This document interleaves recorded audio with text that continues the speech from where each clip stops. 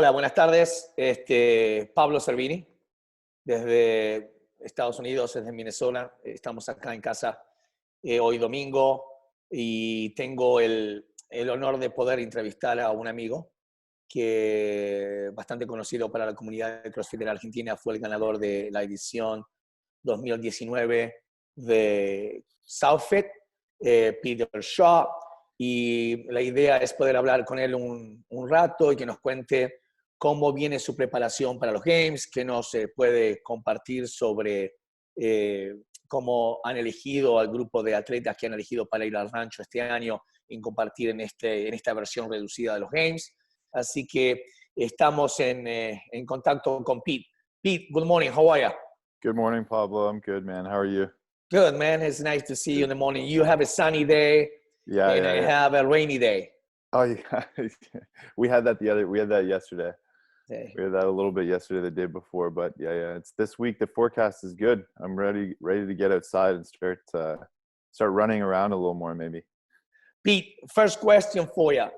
Yep. How is going on? How is your preparation nowadays for the Games? What are you doing with this lockdown, and how you're getting ready physically and mentally for the CrossFit Games that is going to happen in the next few months? Yeah, that's a good question, actually. It's been obviously a challenge to try and sort that out during this lockdown because it's a lot different, being in the home environment versus the box environment. So to be honest, for the first little while when we started this lockdown back in March, I was focused mainly on just trying to get into a routine, and I wasn't super focused on actually the specifics of how I was preparing for potentially going to the Games, but more along the lines of like, okay, how do I get into a routine of actually getting into, for me, it's the basement, getting into the basement and doing a workout consistently every single day. Yeah. And now that we've been in this routine long enough, it's starting to transition into, okay, now I'm getting into the rhythm. I'm actually, instead of just being stressed out about having the gym closed down and this change of lifestyle, I'm now getting used to that a little bit, and I'm itching to work out more. So now I've got the itch. I know the Games is around the corner, and it's like, okay, now it's time to buckle down and train hard. So in terms of, the programming, I still have my coach, Reza. He's my business partner as well at the gym. And he programs all my workouts for me. And if I feel like doing a little extra weakness work on the side, I'll put together a workout on my own or do some CrossFit.com. And now is when things start to get, really serious. And I start to look at maybe, some of the past Games and CrossFit, regional events or Games events, and start to pick apart maybe what we could be seeing at the ranch. Everyone knows that there's a big hill, and Dave likes to throw people up that hill. So I'll probably be doing some hill training soon, which I haven't been yet. But like I said, the weather's starting to get a little bit nicer. So let's go back a little bit, Pete, with southfit. You got to Argentina, you got to compete, you got to win southfit 2019. What was your impression of that event? What was your intake once you just got into the airplane and went back to Canada? My first impression was that I was really impressed with the organization. You didn't know where you were going. No. I know you got there because the little man from Argentina bugged you to get there. And you got there. It was hot. It was humid. You came from Canada, cold as shit. You got to Argentina, and then you won the competition. What is your impression of the event? What is the impression of the community? What is the impression of the whole experience in Argentina? I mean, it exceeded expectations. Like I guess maybe I had high expectations because for a few different reasons. I knew it was going to be well run, or at least I expected that it was going to be well run because of the people that were involved. So obviously you know, yourself being on CrossFit seminar staff, you were highly recommending this competition. You were backing it up, saying that it was a well-run competition. And then obviously when the hand plan and you've got James Hobart and Austin Maliel, Spencer Hendel getting involved with that kind of competition as well, then you know that if anything that they have their foot in, that it's going to be pretty good quality. Having, you know, been to a regional competitor myself, you know, a number of times, that was kind of what I was basing my expectations off of, because it's the first, I mean, it wasn't the first sanctioned event that I'd been to. I'd done the Granite Games previously. But obviously now with this being the way that we're qualifying for the CrossFit Games, you can't help but kind of, you know, hold that up to the regional standard, you know, and kind of make that comparison. And I mean, it held up very well. And I thought it was really cool how the organization brought everyone off site for the run and the swim event. You know, that it becomes chaotic when you start to take the venue away from certain areas and you try and spread things out. It becomes chaotic, but everything was really well run. I mean, like, you know, obviously I'm not Spanish, so getting around, it helped hanging out with you and you giving me a hand. But, you know, at times I was left on my own, but it was very clear at all times where we had to be as athletes. It was very well organized. Everything was bilingual, so it was easy for me to understand as an English athlete. And in terms of the events, like, I mean, you know, the programming, I could go on and on, like the programming, everything was at a very high standard, which I was very impressed with. Yeah.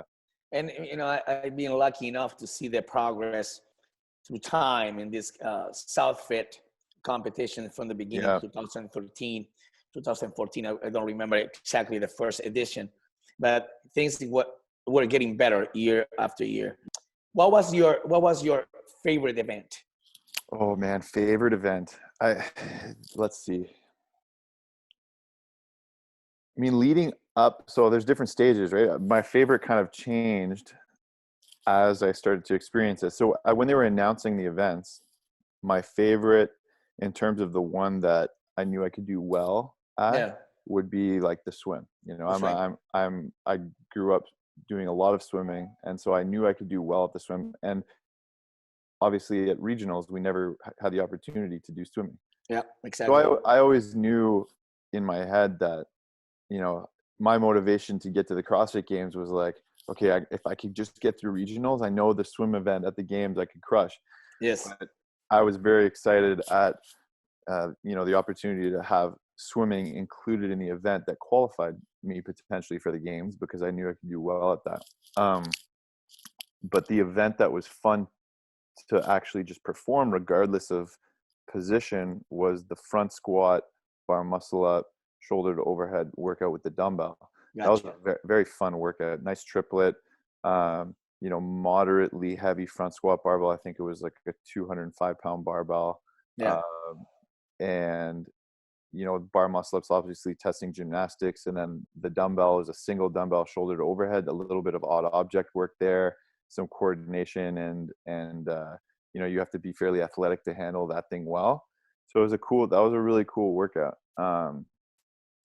You know, the snatch, the 1 rep max snatch, I mean, everyone loves that. Like you said, everyone likes heavy weightlifting. Yes. That was exciting for me because I feel like I performed well in that. But I think, yeah, that the thruster rope climb one was really fun as well.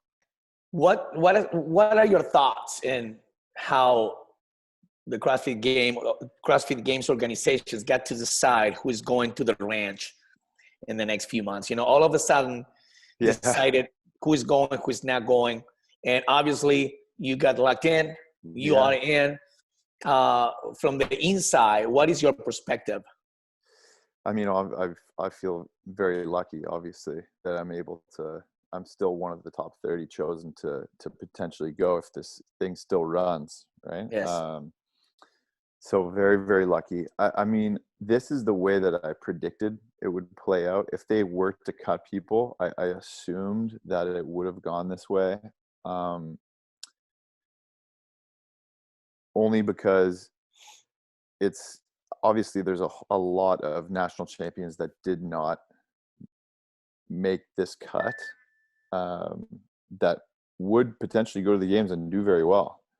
But in terms of the qualification process that's already taken place, what is the most fair way to find, you know, the top 30 or 40 athletes or whatever it is that we're going to decide? Well, okay, we look at the in-person competitions that have already taken place. It seems to make sense that you would choose the qualification or the athlete that qualified from these events. And then the top 20 in the world, like Dave Castro said, the CrossFit Games champion has always been within the ranks of the top 20 in the open. Yeah, you're right. So if your goal is to find the fittest on earth, you have to take the top 20 in the open.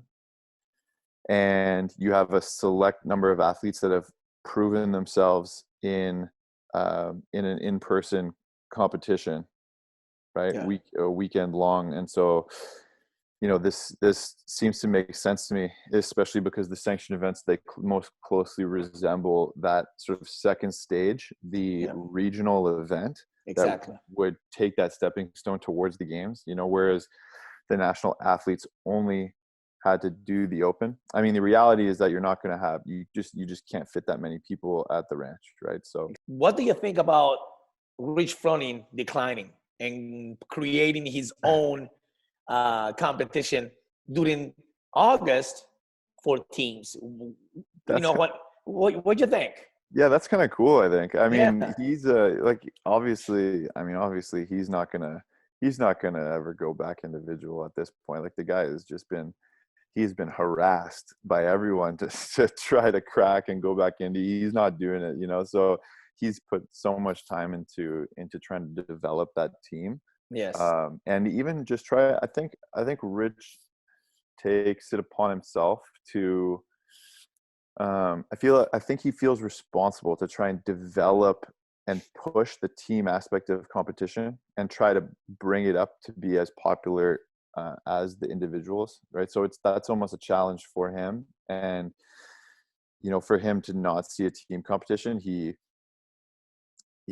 feels responsible to give that to not only the competitors, but also, you know, the people who have now become fans of team competition because of, you know, teams like Rich and and these other super teams that have sort of come up through the ranks over the years, you know. So it'll be a really cool showcase. I mean, obviously they're lucky to be able to have the space at CrossFit Mayhem to throw on a cool competition like that, and they've done the sanctioned event there already. So they've proven that they can run a cool competition, and I guess now it's just a matter of whether or not the state is going to allow something like that. But by August, you know, who knows, so many things can change that. I wouldn't be surprised if it'll go forward. It'll be a cool opportunity, that's for sure. Yep. Question for you. Yeah. Would you go back to Argentina next year? Yeah, I would. Great. Of course. Yeah.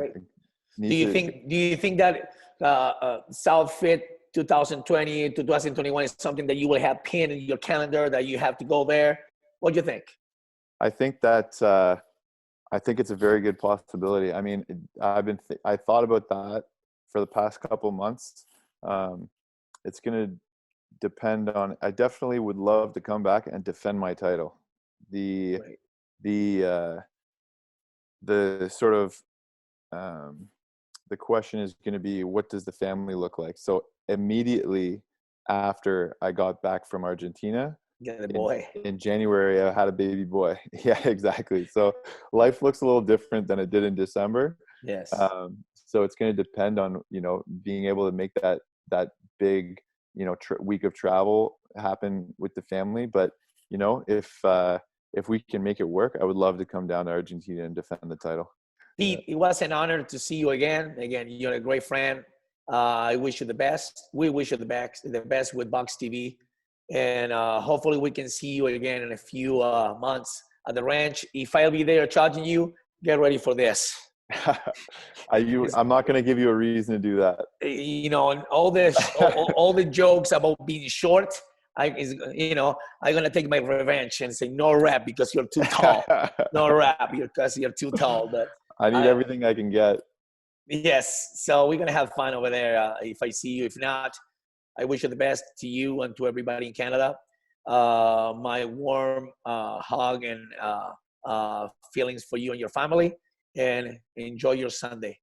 Thanks, Pablo. I appreciate it. Thanks to Box TV and everyone for having me on, and thanks to you for hosting me when I came down to Argentina to do the Southfit Challenge. That was, I don't know if everyone knows that you were a gracious host to me, and I was able to live comfortably while I was competing. So that was really nice, and hopefully I can make it back to Argentina soon.